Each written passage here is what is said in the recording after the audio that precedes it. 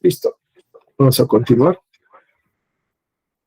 Para esta segunda parte ya vamos a entrar, en definitiva, a lo referente a la primera ley de termodinámica para sistemas cerrados. Para esto, tenemos que, vamos a indicar qué es lo que vamos a hacer. Vamos a revisar qué es la primera ley de la termodinámica y acá está el ejemplo que siempre se pone de la máquina a vapor. ¿Qué nos dice la primera ley de la termodinámica? La energía no se crea ni se destruye, solo se transforma. ¿No? Habla de la conservación de la energía. Listo. Entonces, para poder desarrollar este concepto de primera ley necesitamos saber unos conocimientos previos. El primero es calor. ¿Qué entendemos por calor? ¿Qué es calor para ustedes? ¿Es lo mismo que temperatura? No es lo mismo. Una es consecuencia del otro. ¿Qué me pueden decir? ¿Qué entienden por calor? ¿Es energía? ¿Es trabajo? ¿Qué es calor? Cuando están en verano, cuando es la época de verano, sentimos calor, no sentimos calor. Energía que provoca un aumento de temperatura. Habíamos discutido esto. Para medir el pH usamos un pHímetro, para medir el calor, ¿qué deberíamos usar? Calorímetro. Y es más práctico usar un calorímetro o usar un termómetro para saber cuánto es la sensación de calor que se traduce en temperatura en nuestro cuerpo. ¿Qué usamos? Termómetro. Y el termómetro te mide temperatura, que es la sensación. Porque sería un poco complicado que estés con tu caja y estés ahí, ¿no? Y tu señora, tu esposa, tu mamá te diga, oh, tiene 5 joules de calor. No se entendería. Es por un tema de practicidad que usamos el termómetro. ¿Correcto? Entonces acá hay algunas definiciones de qué es calor. Es una forma de energía que va del cuerpo caliente al cuerpo frío de manera natural. ¿Cómo dices? El calor.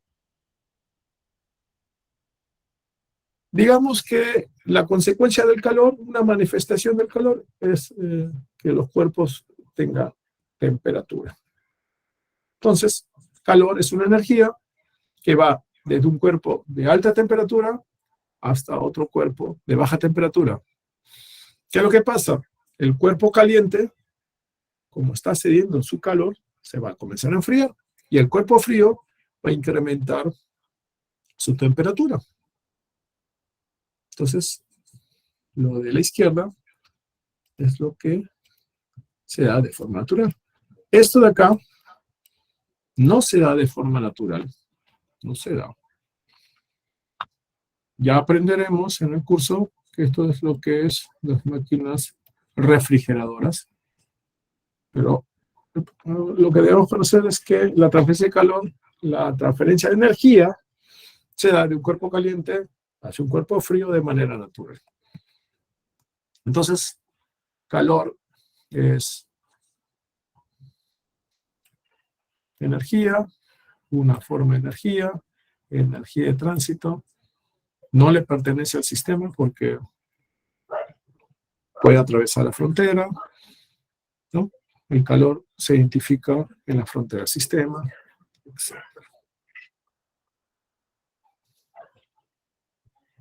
Entonces, ¿cómo fluye este calor?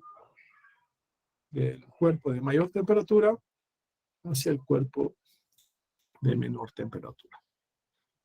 ¿Y qué tipos de transferencias de calor, de transferencia de energía existen en la naturaleza? Existen 3. Existe la conducción, existe la convección y existe la radiación. De estas tres formas de energía o de forma como se transmite la energía, ¿cuál creen ustedes que es la que ocurre en mayor porcentaje en la naturaleza? ¿La conducción, la convección o la radiación? Radiación. La radiación. ¿Y me podrías decir del 100% casi cuánto crees que es por radiación?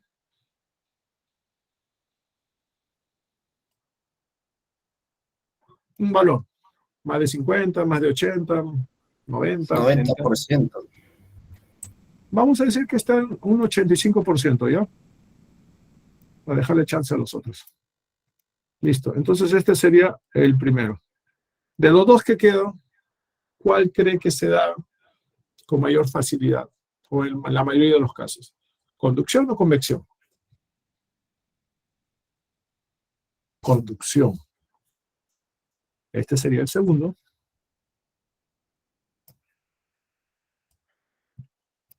Y vamos a decir que nos da un 12%.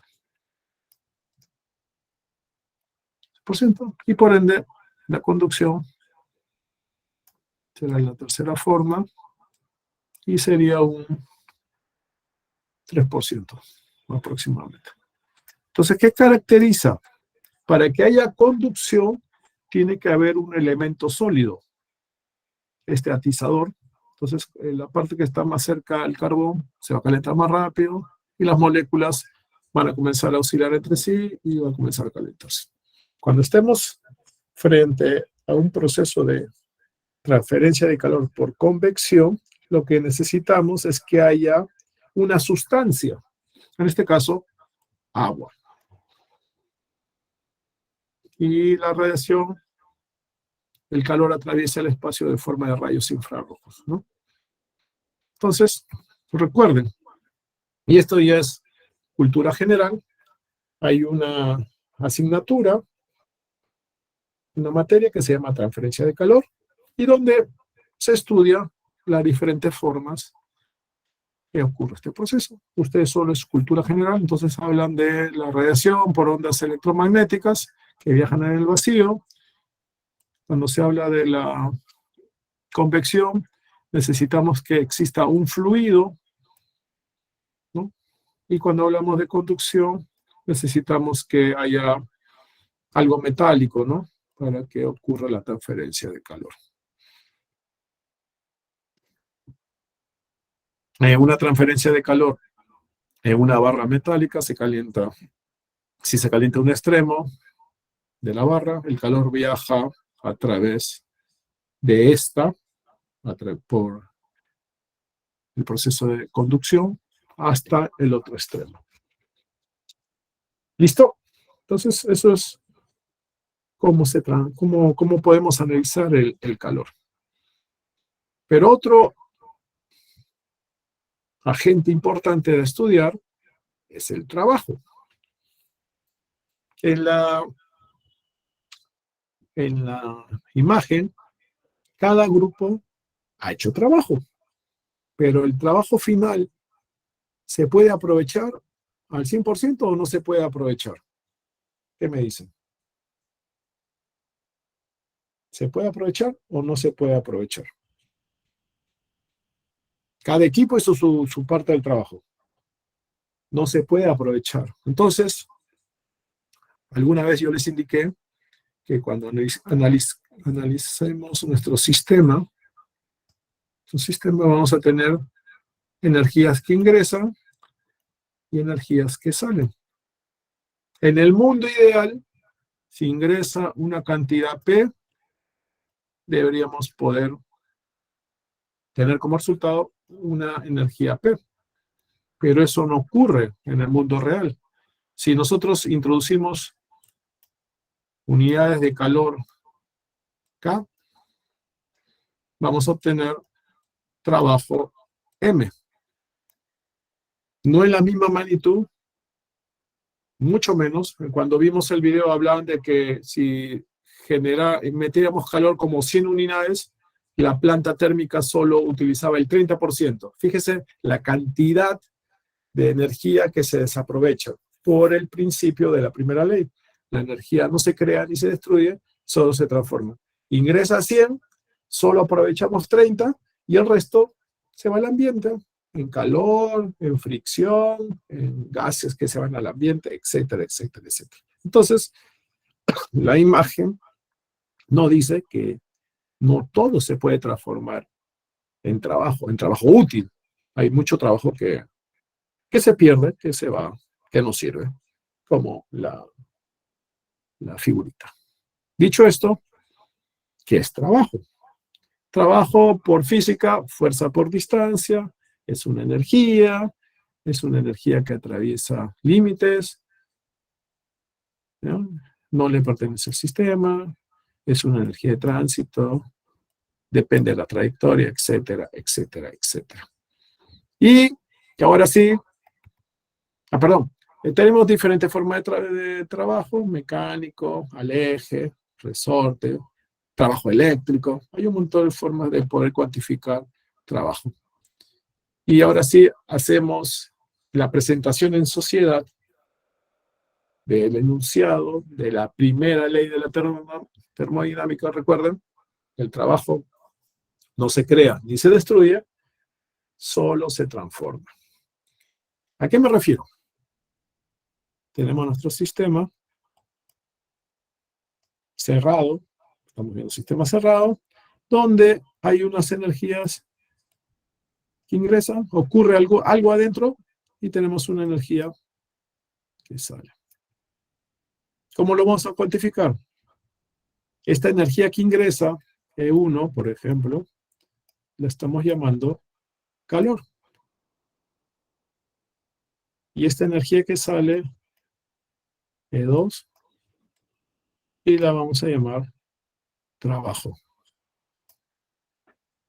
¿Qué ocurre internamente? Porque hay desgaste, una parte de este calor que ingresa se va a gastar en los procesos. Internamente va a haber una variación de energía interna. Entonces, la primera ley nos dice, para una energía que ingresa, en este caso, calor, va a ser igual a un cambio de energía en los procesos internos, más un trabajo que el sistema produce. Haciendo recordar que delta es estado final menos estado inicial. Entonces, si hay una energía, un calor que ingresa a un sistema, va a ser igual el cambio de energía interna más un trabajo que genera este mismo sistema. Es un trabajo realizado por el sistema. También podemos decir que si el sistema, nuestro sistema, recibe trabajo, va a haber una pérdida de calor en el sistema. Entonces, si hacemos el caso inverso, si ingresa trabajo, vamos a tener una energía en forma de calor que se desprecia, que se pierde en el proceso. ¿Listo? Entonces, el concepto es, entra una energía, ocurre algo interno y tenemos una energía diferente. Esa energía de entrada la vamos a llamar calor.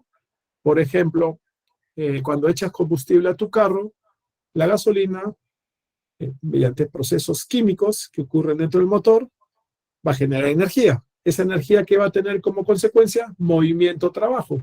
Pero no toda la energía que ingresa se aprovecha, porque hay gastos, fricciones, disipación de calor. Entonces, más o menos ese es el concepto. Y eso aplica para la secadora de pelo, aplica para el horno microondas, aplica para la máquina refrigeradora, etcétera, etcétera, etcétera. Entonces, si se han dado cuenta, estamos hablando de trabajo que realiza el sistema y trabajo que necesita el sistema. Entonces, ¿cómo vamos a hacer? Para hablar el mismo idioma, vamos a establecer una nomenclatura. Tengo mi sistema y si el calor, forma de energía, ingresa al sistema, lo voy a considerar positivo.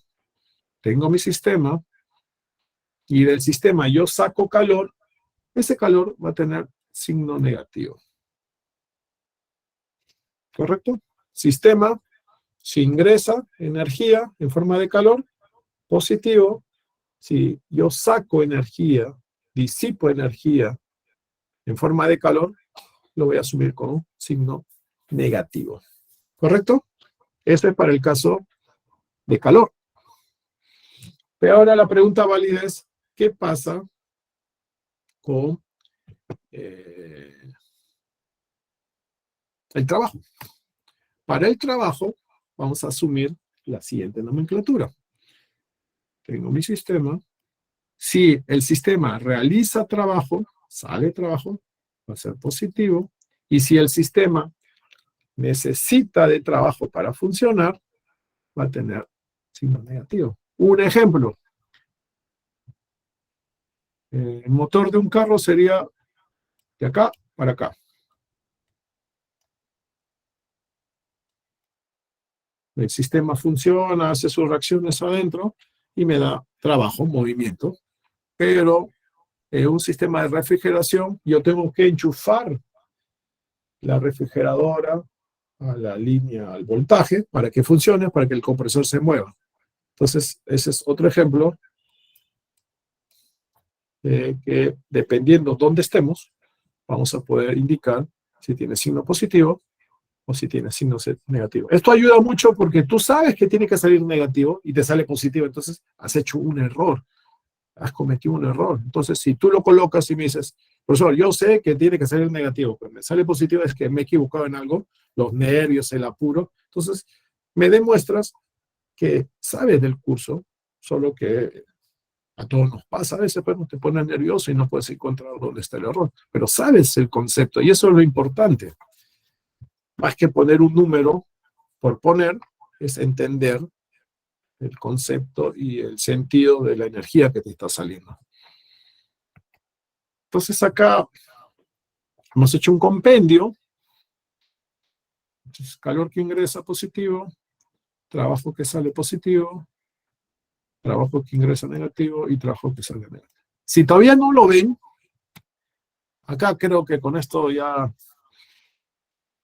hacemos que se pueda entender. Entonces graficamos nuestro sistema, en este caso una elipse, y dibujamos dos líneas paralelas. En una ponemos todo ascendente y en otra ponemos las flechas en sentido descendente. Entonces, en la parte que es ascendente, que es positivo, calor, trabajo, ambos positivos, y el cambio de energía interna positivo. En la paralela inferior, vamos a poner todo lo negativo. Si acá está saliendo, acá tiene que ingresar negativo. Si acá ingresa, acá sale. Y creo que esta es la forma que puedes recordar con mayor facilidad. Vuelvo a repetir, grafica el sistema, dos paralelas, la parte superior lo que asciende, en la parte inferior lo que está disminuyendo. Entonces, si acá el calor ingresa, acá tiene que ser negativo. Si el trabajo sale, acá trabajo que ingresa negativo. ¿Preguntas, consultas hasta acá? ¿Se entiende la ayuda de la dirección de los flujos de energía? ¿Cuándo va a ser positivo? ¿Cuándo lo vamos a asumir negativo? ¿Se entiende, por favor? Para poder continuar. ¿O hay algo que no haya quedado claro? Profe, buenas noches. ¿Puede repetir, por favor? Ya. Esta parte de la dirección de los sentidos, ¿no? ¿Daniel? Ok. Ya, mira. Tú, por ejemplo, que queremos analizar el motor del auto que tienes. ¿Qué le echas al carro para que funcione? Gasolina, me dice, ¿no? Combustible, ¿no? Puede ser petróleo, ¿no? O gas. ¿No? Entonces, hay una energía que ingresa. Internamente va a ocurrir la explosión, la combustión, y vas a tener una energía 2 que sale. ¿Correcto? Si esta energía, que en el caso es combustible, vamos a decir, esta energía ingresa, ¿qué nos va a dar como resultado? ¿Qué nos va a dar como resultado? Movimiento, desplazamiento, ¿sí o no? El carro se va a mover. Eso se traduce como trabajo. Entonces vamos a quedar, si el calor ingresa al sistema, lo vamos a considerar positivo, y si realizamos un trabajo que tiene como consecuencia movernos, también lo vamos a considerar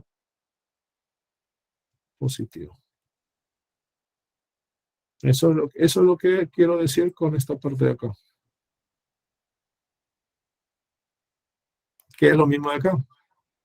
Calor que ingresa al sistema y trabajo que sale, ambos tienen positivo, positivo, y adentro lo que ocurre, por ejemplo, para el caso del carro, en el pistón, va a ser una variación de energía interna.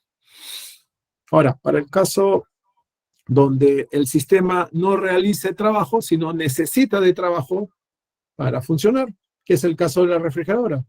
En la refrigeradora tú necesitas enchufarlo a la corriente eléctrica, a un voltaje, para que el compresor funcione. Entonces, ese sería el caso de abajo. Entonces, este equipo, que es la refrigeradora, ¿necesita trabajo para funcionar? Sí, entonces va a tener signo negativo. Ahora, si ustedes se han dado cuenta que en la parte de atrás del refrigerador, ¿es caliente o es frío?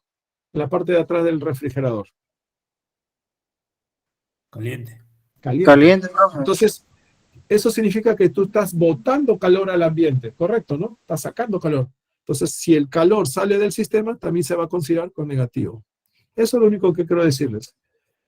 Puede tener un valor de 50 joules, 80 joules, pero para hablar el mismo idioma, se considera que ese calor que evacuamos es negativo, ¿no? Solo por una condición de establecer unos sistemas de referencia. Sabemos que vale 50 joules, pero para la nomenclatura de la termodinámica es calor que se está evacuando. O sea, el signo negativo es que estamos botando del sistema. ¿Correcto? Eso es lo que queremos explicar acá en la dirección del flujo de calor y trabajo. ¿Listo? Ya con los ejemplos vamos a ir mejorando el aprendizaje de estas Gracias, profesor. nomenclatura de, claro, creo que así se entendió, ¿no? Más o menos. Solo es una cuestión de, a ver, te pongo un ejemplo. ¿Por qué cuando ves rojo paras, amarillo cuidado y verde pasas? Porque alguien lo estableció, ¿no? Es un sistema que se ha establecido para que todos hablemos el mismo idioma. Listo. Ahora, ¿qué procesos habíamos visto en la clase pasada? Bueno, la hora pasada habíamos visto isobárico, isocórico, isotérmico, adiabático, politrópico. Eso habíamos visto, ¿correcto?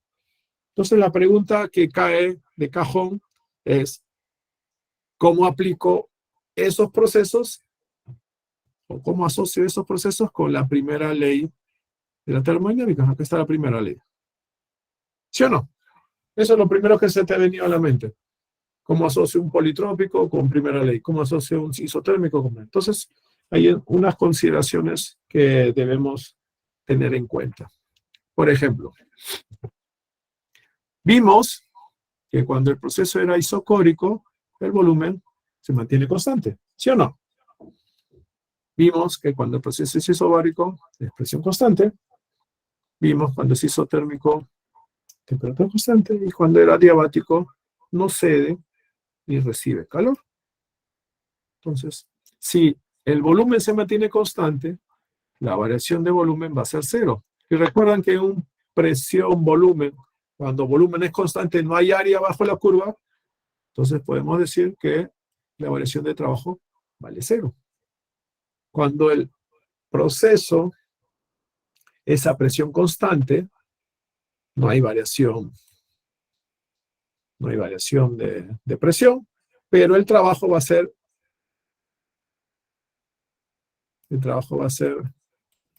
presión por variación de volumen. ¿Recuerdan? Presión, volumen, presión constante. Entonces tengo, bueno, vamos a ir de acá. en 1, 2, el trabajo era el área bajo la curva cuando la presión es constante. Entonces ya sabíamos más o menos el concepto. Cuando el proceso sea isotérmico, no hay variación de temperatura y por ende no hay variación de energía interna. Recuérdenlo, por favor. Y por último, pero menos importante, cuando es adiabático no accede ni recibe calor, entonces la variación de calor va a ser igual a 0. Entonces alguien me puede decir, profesor, ya me mareé. Y veníamos bien, pero ya me mareé. ¿No? Hay varios así. Entonces vamos a hacer unos ejemplitos para cada uno de estos tipos de procesos para que vean que no es tan complicado como parece. Entonces, vamos a analizar qué ocurre con estos tipos de procesos y empezaremos por el proceso isobárico. Isobárico, presión constante, la variación de presión va a ser igual a 0. Primera ley, variación de calor es igual a energía interna más la variación de trabajo. Pero sabemos que la variación de trabajo es el área bajo la curva, presión por diferencial de volumen. Entonces, como habíamos dicho, energía que ingresa positivo, ocurren procesos internos, se gasta una variación de energía interna y hay un trabajo que sale positivo. En este caso, entra trabajo negativo, ocurren procesos internos también negativos y calor que sale, que evacuamos, también es negativo. Entonces, si entra calor, va a ser igual a trabajo más un aumento de energía interna, en el caso 1. Y en el caso 2, si sale, perdón, si sale calor, va a ser a un trabajo negativo más una disminución de la energía interna. Entonces, acá vamos a ver que para procesos a presión constante, ¿por qué podemos afirmar que el área bajo la curva va a ser igual al trabajo? Acá viene la explicación. Partimos que diferencial de trabajo es presión por diferencial de volumen, integramos entre 1 y 2 a ambos miembros, la presión es constante, acá está constante, entonces la presión sale de la integral, y si integramos diferencial de B nos sale variación de B. Entonces podemos afirmar que el trabajo para un proceso isobárico puede ser presión por la variación de volumen total, fíjense, volumen mayúscula, o masa por presión por volumen específico. Entonces, es por eso que podemos decir que para procesos isobáricos, el área bajo la curva entre el proceso inicial 1 y el proceso final 2 va a ser presión por la variación de volumen o el área bajo la curva. ¿Correcto? Es de ahí donde sale el concepto.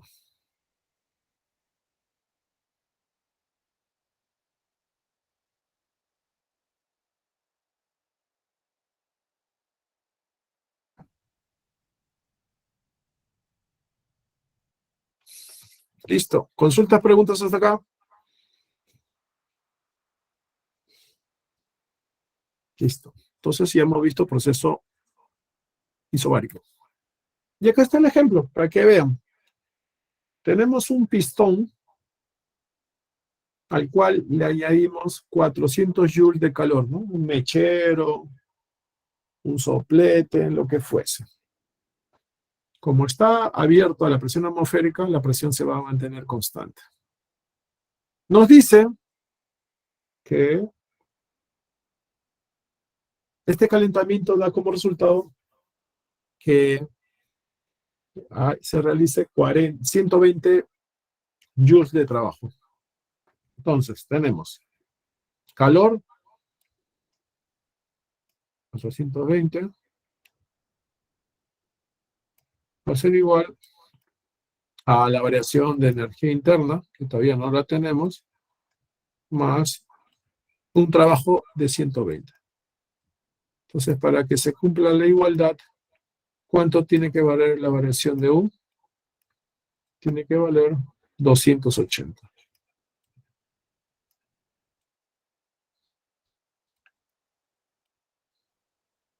Entonces, se entiende lo que hemos querido hacer.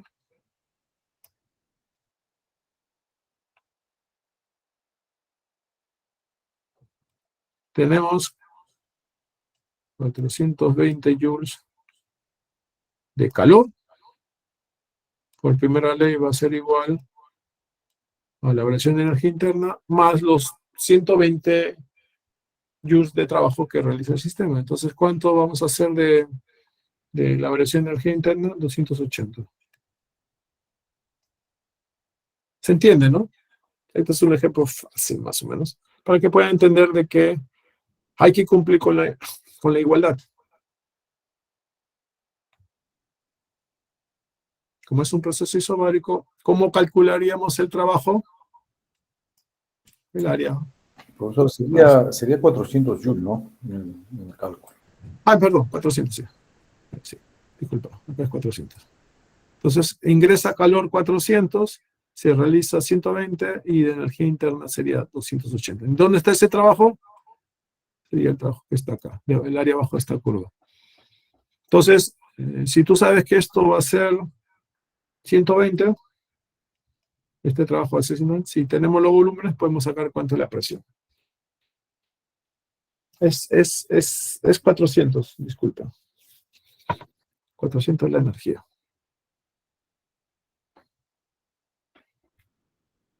Tiene que mantenerse la igualdad, ¿no? Si ingresa 400, ¿cómo lo distribuimos esos 400? 120 como trabajo, entonces el resto tiene que ser cambio de energía interna. ¿Listo? Gracias.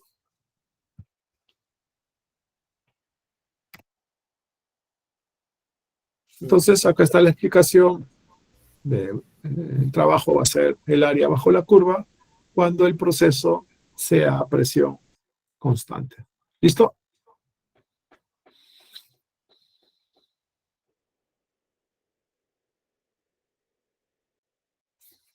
Ahora vamos a revisar lo referente a un proceso isotérmico. ¿Qué es isotérmico?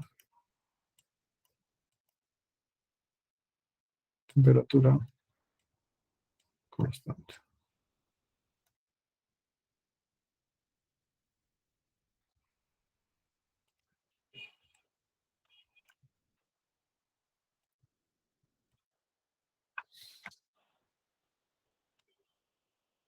Constante. Entonces, cuando no hay variación de temperatura, tampoco hay variación de energía interna, porque están asociados. ¿Cómo nos quedaría la primera ley? Esta es la primera ley. No hay variación de energía interna. Entonces, la primera ley nos queda que la variación de calor es igual a la variación de trabajo. Todo lo que entra, la entrada neta de calor, va a ser igual a la salida en forma de trabajo, y toda la entrada de trabajo va a ser igual a la salida en forma de calor. ¿De dónde viene esto? Recuerden que estamos en proceso isotérmico y partimos de que trabajo es presión por diferencial de volumen. ¿Recuerdan de la ecuación general del proceso politrópico? P por Vln es constante. Listo. Y para que sea isotérmico, N vale 1. Entonces, con esa premisa, venimos acá. Entonces, nosotros sabemos que un proceso isotérmico nos dice que presión 1 por volumen 1 igual a una constante, y puede ser igual a la presión 2 por volumen 2. Estado inicial, estado final. Con esa premisa vamos a reemplazar. La presión sería constante entre el diferencial de B, si trabajamos esta parte. la presión sería constante sobre volumen. Eso lo reemplazamos acá. Entonces el C, que es constante, sale de la expresión y nos queda diferencial de volumen sobre volumen. Si recuerdan, ese es logaritmo. Logaritmo entre el punto final. Entonces nos quedaría C logaritmo de B2 sobre 1. Este C lo podemos reemplazar porque recuerden que teníamos que presión por volumen es pavo ratón. Y C sería presión por volumen. Entonces reemplacemos. C es presión por volumen. Y presión por volumen lo podemos igualar a nRT. Por eso que es nRT logaritmo de volumen 2 sobre volumen 1. Solo es un cambio de variable. ¿Listo?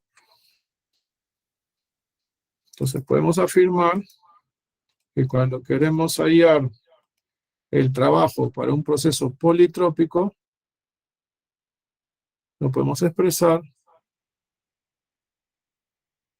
como nRT logaritmo de volumen final sobre volumen inicial.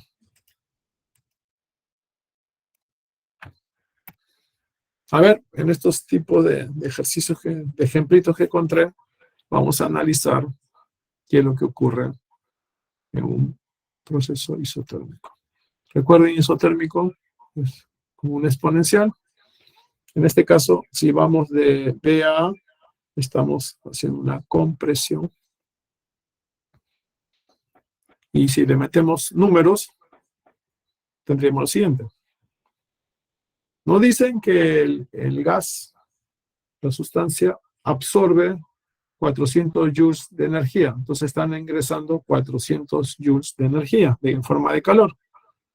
Por ende, y aplicando la primera ley, en un proceso isotérmico, ¿cuánto es lo que tendría que estar saliendo o trabajo realizado por el sistema? Tendría que ser 400 joules de magnitud, pero de trabajo. Lo voy a poner acá. Si tengo mi sistema, ingresa 400, tiene que salir 400 porque cuando temperatura constante, la variación de energía interna es igual a 0. Lo que entra en magnitud es lo que tiene que salir en magnitud para que se conserve la primera ley de la termodinámica. Recordar que trabajo lo podemos hallar con esta expresión.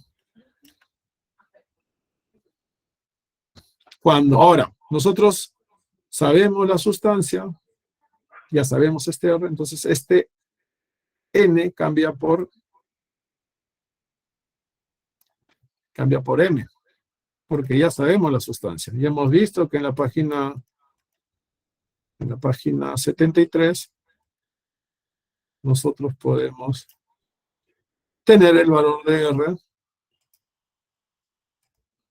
Entonces ese N cambia por masa. ¿Correcto? No se olviden, por favor. Listo. Entonces esa sería si vamos de A a B, sería una expansión isotérmica. Estamos aumentando el volumen. Ahora veremos qué ocurre con un proceso isócoro, que es volumen constante. Acá no hay mucho drama, porque sabemos que el área bajo la curva en un proceso a presión constante, no hay área. Entonces va a ser igual a 0. El trabajo va a ser igual a 0. Y ya que estamos en la onda de estar integrando, vamos a ver qué pasa con un proceso politrópico. Partimos de trabajo diferencial de P por diferencial de volumen. Hacemos un cambio de variable. integramos, reemplazamos y nos queda que para un proceso politrópico el trabajo tiene esta expresión. Usted ya lo verifica. Este N no es número de moles, ¿ah? Es el exponente, ¿no? Mayor que 1, 0, infinito. Y eso es el que vamos a reemplazar acá. No es número de moles, ¿ah? No se vayan a confundir. Está para que lo revisen y vean que efectivamente sí se cumple, por favor. Y el adiabático no es otra cosa que no hay intercambio, no hay calor. Esto se anula. Entonces nos queda que 0 va a ser igual a la variación de energía interna más la variación de trabajo. Entonces tenemos dos opciones. Trabajo es igual a menos variación de energía interna o energía interna es menos variación de trabajo. Para el caso donde tenemos un trabajo positivo, internamente tiene que ser negativo. Y si el trabajo que ingresa al sistema sabemos que es negativo, lo que ocurre dentro del sistema tiene que ser positivo. Para que se cumpla, en el primer caso, esta igualdad, y en el segundo caso, esta igualdad. ¿Listo?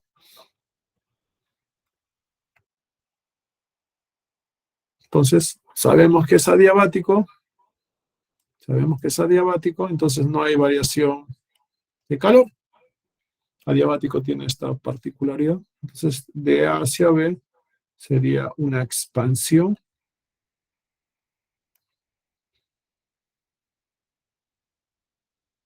Entonces, podemos decir que trabajo es igual menos cambio de energía interna. Eso es lo que explico. Y si vamos con numeritos para que lo entiendan mejor, recuerden, es adiabático. No hay variación de calor. Y tiene esta forma. Y podemos decir, si se realizan 400 joules de trabajo, o sea, si sale trabajo en el orden de 400 joules, el cambio de energía interna tiene que disminuir en esa magnitud. ¿Por qué? Porque no hay variación de calor. Lo voy a poner acá.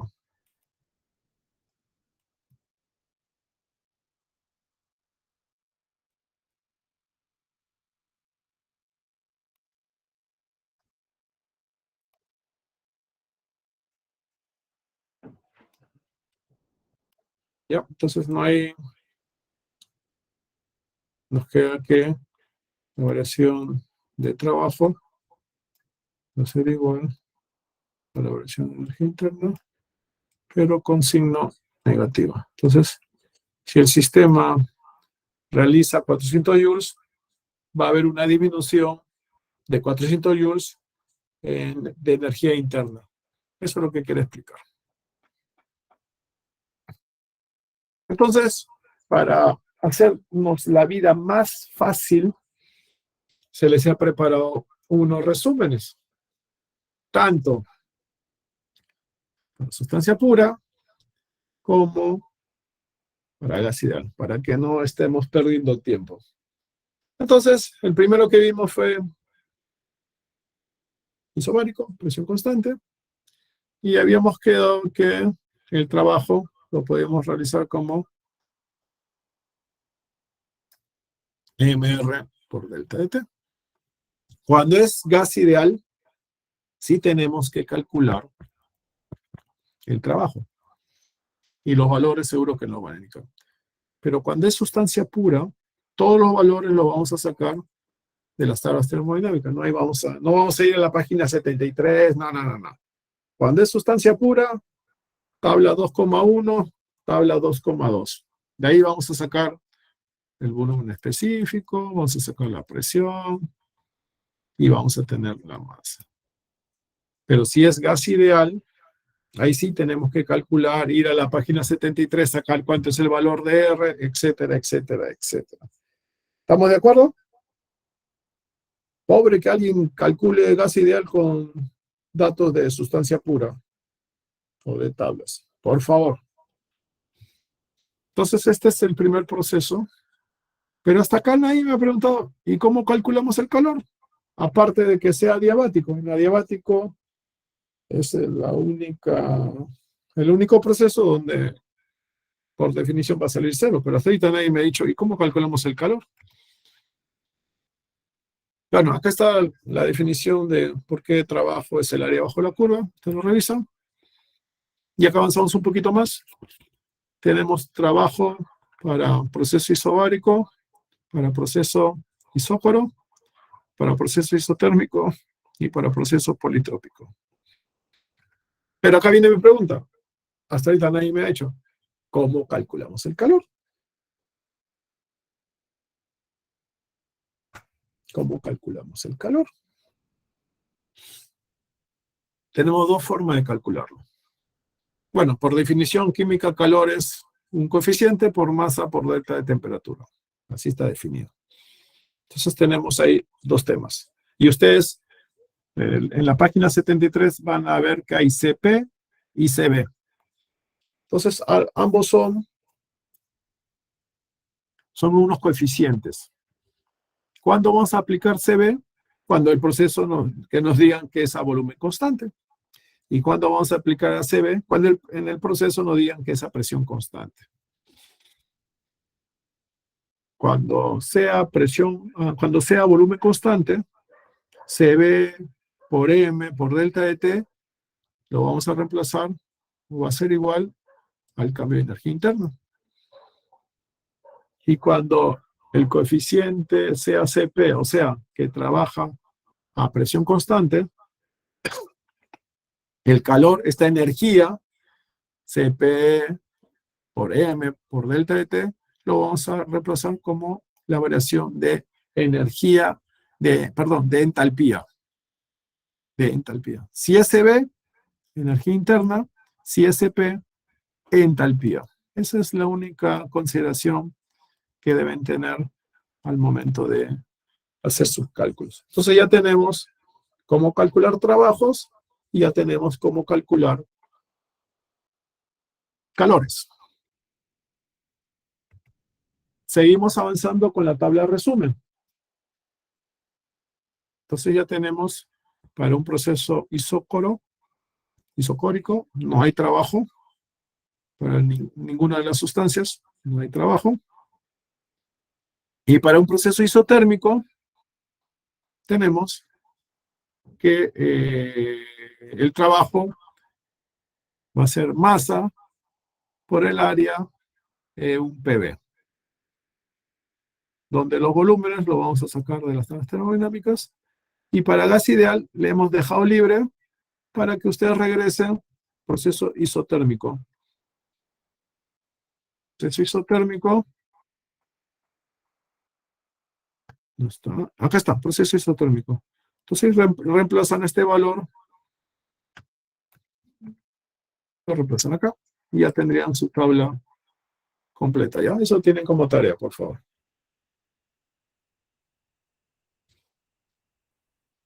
Avancemos.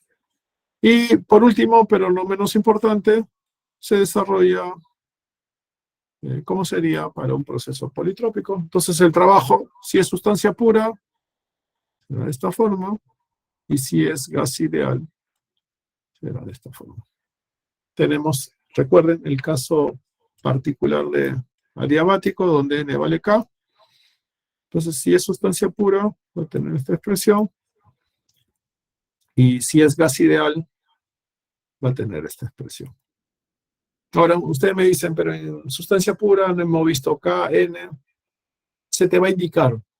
Hay un proceso que tiene N igual 1,5. Entonces, para que puedas calcularlo. O tienes un proceso que se asemeja a un adiabático y N vale 1,4. O sea, se te va a decir que lo trabajes como sustancia pura y los valores de N y K se te va a dar. porque si no, no hay forma de que lo puedan obtener, ¿correcto? Si es gas ideal, eso lo sacan de la página 73, tabla 5,3. ¿Todo de acuerdo?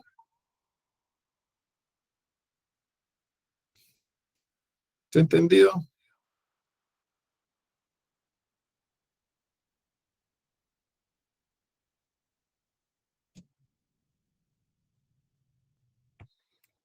Entonces, recordar que el K, SP sobre CB para gas ideal, y les había dicho que hay unos valores en la página 73 que agrupa varios. Entonces, cuando la sustancia sea monoatómica, el K va a valer 1.67, como el caso de argón, como el caso del helio, como el caso del neón. Si el valor es 1,4, serán diatómicos, como el caso del aire, hidrógeno, monóxido de carbono, octano, oxígeno. Y si tiene valor, o si la sustancia es poliatómica, tiene valor de 1,3. Y si revisan serían como el amoníaco, como el dióxido de carbono, como el metano. Listo. Entonces, son valores que los pueden tener en la mente y asociar rápidamente. Listo. Entonces, vamos a revisar otro temita más, por favor, un minutito. Antes de retirarnos.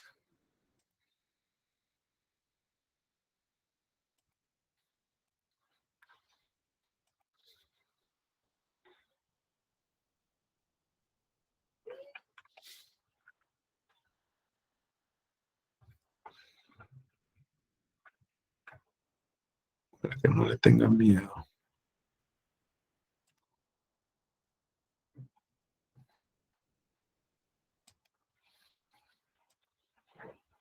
Listo. Vamos a plantearlo para que vean cómo se resuelve un ejercicio de primera ley.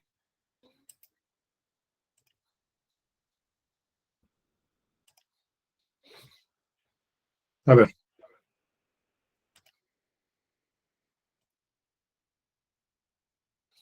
¿Se aprecia? Sí, se aprecia.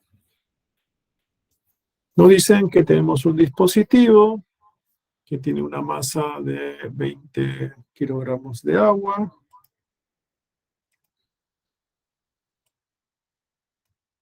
Que ocupa un volumen de tantos metros cúbicos y una presión de 100 kilopascales. Acá añadimos un mechero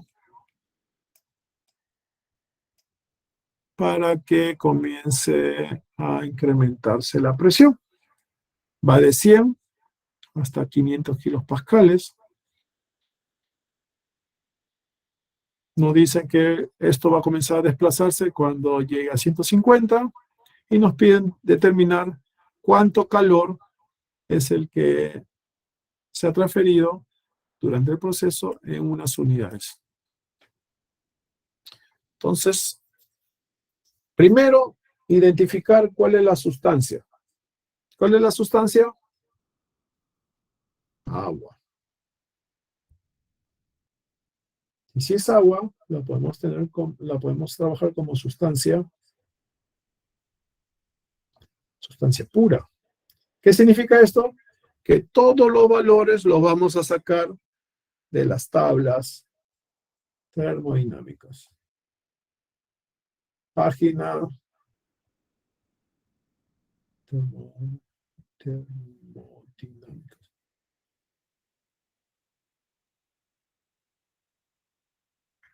Tabla 2,1, tabla 2,2, tal vez hay algo de vapor sobrecalentado, tabla 2,3 o líquido comprimido, tabla 2,4. ¿Todos hasta ahí de acuerdo? ¿Todos hasta ahí de acuerdo de que Primero tenemos que identificar cuál es la sustancia para discriminar si lo trabajamos como sustancia pura o si lo trabajamos como gas ideal. ¿Todos de acuerdo? Primer paso. Siguiente paso, más o menos hay que hacer un bosquejo de cómo serían los puntos por donde va a pasar este proceso. Entonces, usted ya lo revisa. El punto inicial, o sea, para obtener el volumen específico en 1, yo voy a decir que va a ser igual al volumen total, que es dato, sobre la masa, que es dato. Entonces el volumen específico sería los 2,85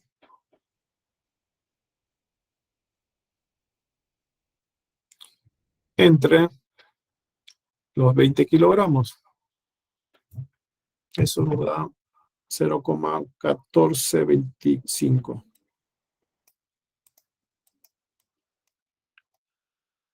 metros cúbicos sobre kilogramo. Y ustedes van a verificar con la presión de 100 kilopascales que efectivamente está en la zona de mezcla. Eso es a 100 kilopascales. De ahí nos dicen que añadimos calor y recién se va a mover el dispositivo cuando alcance 150 kilopascales. Entonces, partimos de 100 y llegamos a 150, pero el volumen no cambió porque todavía no logramos vencer la presión de 150.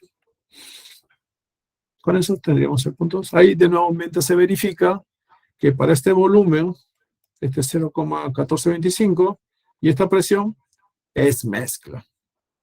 Es mezcla. De ahí, nosotros sabemos que este valor de 2,85 por geometría sería la sección por la altura A.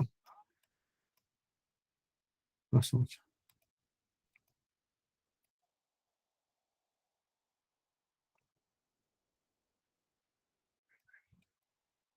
Sería la sección por la altura A. Y eso vale 2,85 metros cúbicos. En la posición final, cuando el pistón esté por acá, ese volumen final, por geometría, ¿qué valor va a tener? Va a tener la misma sección, pero la altura va a valer 4A, ¿no?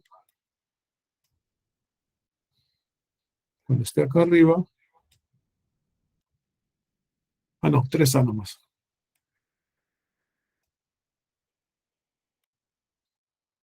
Entonces, si nos damos cuenta, el volumen final va a ser 3 veces el volumen inicial, 2,85.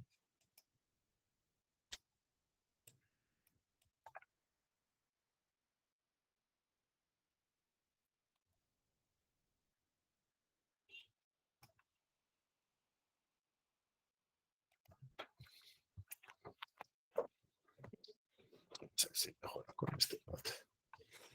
Entonces sería 2,85.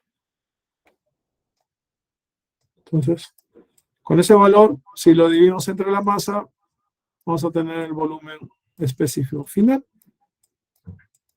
Y vamos a verificar que con esta presión y este volumen nos sale vapor sobrecalentado.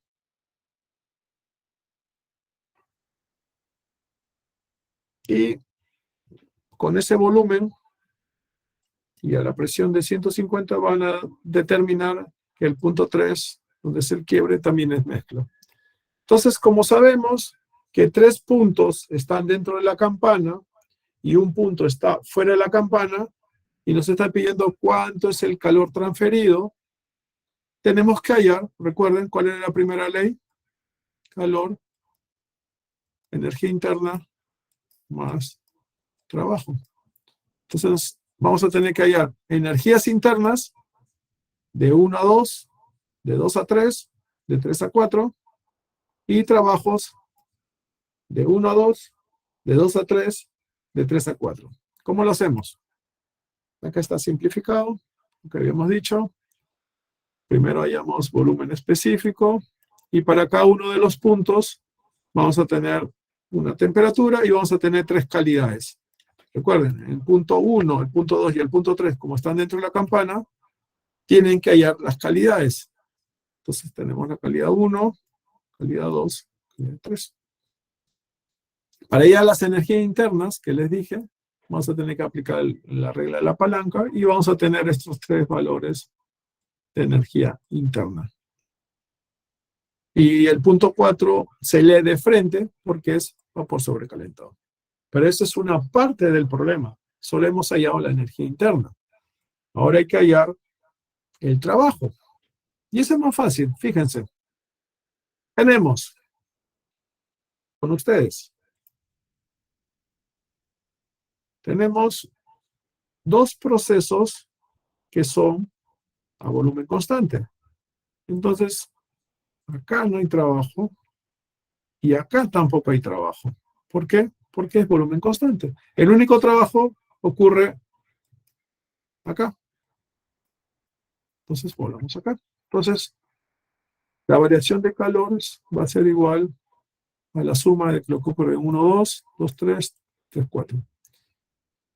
Los calores van a ser masa por variación de energía interna. Masa. Entonces, lo único que nos estaría faltando sería hallar los trabajos. Como habíamos indicado, hay 2 procesos donde el trabajo es 0. Y el área bajo la curva nos sale 1285. Entonces, ¿qué es lo que tenemos que hacer? Esta masa por este diferencial, que lo tenemos acá, masa por diferencial, masa por diferencial, lo sumamos a 1282 y nos da que el calor transferido en todo el proceso es de 47.000 kilojoules. Entonces, fíjense que es importante determinar con qué sustancia vamos a trabajar.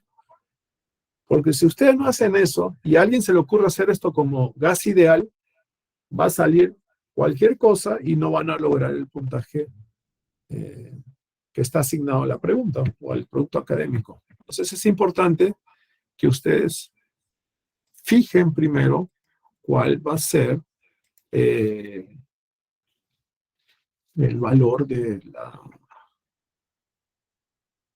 la energía, ya sea calor o trabajo que nos piden. Ahora, ustedes me pueden decir, ¿y cómo funciona cuando es gas ideal? Acá lo vamos a presentar. Así se está presentando ya.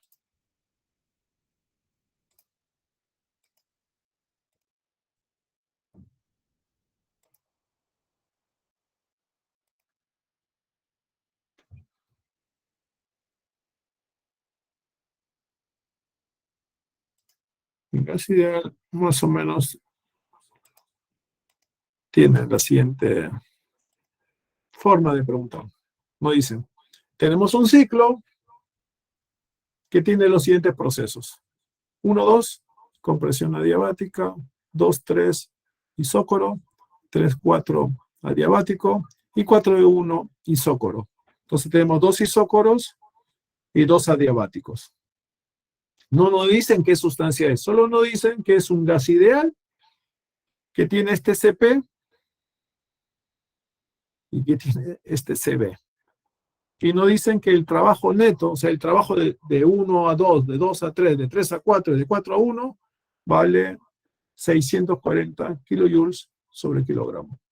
También nos dicen que T1 vale 300, acá es P1 vale 100, hay una relación de volúmenes igual a 9, nos piden determinar cuánto calor se introdujo al sistema, el trabajo entre 1 y 2, el cambio de entalpía entre 4 y 1, y el cambio de energía interna entre 1 y 2. Listo. Entonces, fíjense, nos dicen, para hacer el diagrama, y con esto ya nos retiramos, Ustedes fijan el punto 1, donde mejor se les plazca. Acuérdense que esto no es escala, solo es una forma de darle una orientación de cómo va a ser el sistema. Entonces, con temperatura y presión, ustedes fijan el punto 1. De ahí nos dicen que es compresión. Si es compresión, el punto 2 tiene que estar a la izquierda del punto 1, porque estamos comprimiendo, estamos reduciendo el volumen. Llegamos al punto 2. Y como es adiabático, tiene que tener esta forma. Acuérdense que es como un politrópico, solo que N vale igual K. De ahí nos dicen que es isócoro. Volumen constante. De nuevo nos dicen que es adiabático. Y después nos dicen que es isócoro. Entonces, con esa data, más o menos que nos podemos dar cuenta por dónde viene o qué tipo de proceso es lo que se está realizando. Ahora, si va de 1 a 2, de 2 a 3, de 3 a 4 y 4 a 1, está girando en el sentido con que se mueve la manecilla del reloj. Eso vamos a aprender después, que es un ciclo positivo. Entonces, con los datos de CP y CB, determinamos que el K vale 1,5 y que el R vale 0,4. Y comenzamos a aplicar. Como es gas ideal, pavo ratón, nos sale un volumen inicial. En los adiabáticos, recuerden, en politrópico y adiabático podemos utilizar la ley de Poisson, aquí está, y con eso obtenemos el valor de 2. Con eso podemos sacar todo del punto 2. Entre 3 y 4 es adiabático, y nuevamente podemos aplicar Poisson y nos va a salir una relación. De ahí sabemos que el trabajo neto, el trabajo total, es trabajo de 1 a 2, más 2, 3, más 3, 4, más 4 y 1. Pero volvamos a la gráfica. Tenemos dos procesos isócoros, entonces ahí no hay trabajo. Trabajo hay entre 1 y 2 y entre 3 y 4. Entonces eso es lo que tenemos que calcular. Trabajo entre 1 y 2 y trabajo entre 3 y 4. Como son procesos adiabáticos, y ustedes revisan en su resumen que les he dado, la forma de calcular trabajo es R por delta de T sobre 1 menos N. El N le hemos sacado se reemplaza por el valor de K, porque es adiabático. El K hemos sacado 1,5, reemplazamos y obtenemos un trabajo. Con el dato que nos dan, sacamos el trabajo total. Y después seguimos operando, como calculamos trabajo para cada proceso que le hemos dado el resumen, y podemos sacar que el trabajo neto va a ser tanto, el calor neto va a ser tanto, la entalpía va a ser tanto, y la energía va a ser tanto. Recuerden que cuando vimos cómo calcular calor, dijimos que cuando el delta de H viene con CP, y la energía interna viene con CB. Entonces, va a estar en la diapositiva que le comparta el señor delegado, va a estar en el video. Practíquelo, traten de resolverlo y se van a dar cuenta de que no es tan complicado como parece. Entonces, lo importante es determinar que esto es, por ejemplo, gas ideal, y con eso, con la tabla de resumen que le hemos dado, ustedes van a comenzar a calcular todo lo que se le está pidiendo. ¿Listo?